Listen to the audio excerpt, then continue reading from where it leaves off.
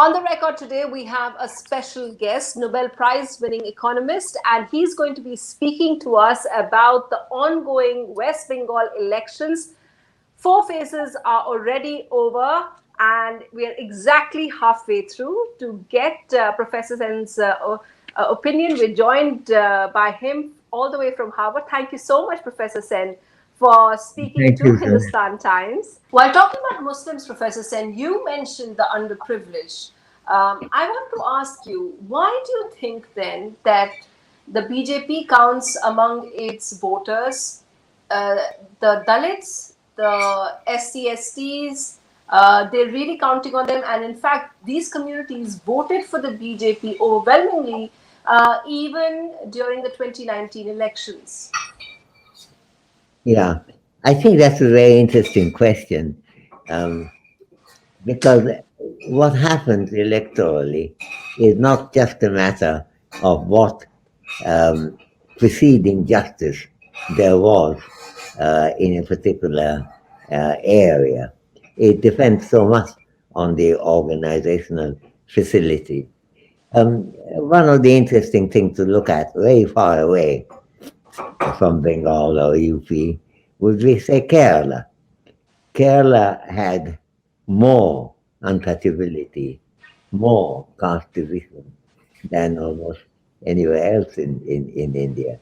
Uh, the idea of even unseeability going well beyond untouchability was known in Kerala. And yet, because of ultimate organization, in this case of the left, um, the this, the caste situation changed radically over time, and it was possible for the Communist Party, which ignored these caste divisions, uh, to get support from all the castes, upper as well as lower.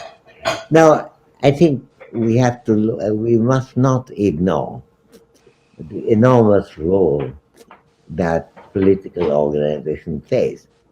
Hindutva has been a very dynamic political movement.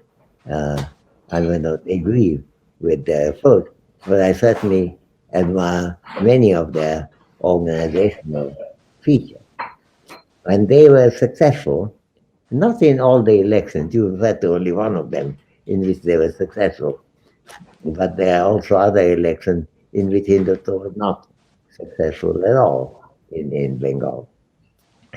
So for the non-Hindutva parties, what I think of as traditional Bengali secular party, like of which Netaji Subhash Chandra Bose could be a sponsor, a supporter. For such a party, you would say that you have to look at both the nature of the speech, the message, as well as the organization of how you get different people to be promised this and promised that so that they believe you and it is possible for you to get their support. As happened with some tribal areas. For example, take Tripura, the tribal population could be captured by BJP in a way that CPM, which had good relations with them, didn't manage to maintain. So I think we have to look at this organizational side. And that's why um, if you were to ask the question, if Bengal is so secular, how come you end up a situation in which a Hindu party, uh, whether they win or not, at least could be counted as a possibility? That's because of the organization thing. I don't think I would have ever seen an election of a province in which there have been so much attention paid from the center, from not only the prime minister, home minister, and the chief minister of the largest state in India, coming every other day, as it were, but also spending a lot more money. BJP, of course, does have more money to spend, uh, and making good use of that. So I think I would tend to look at it that way.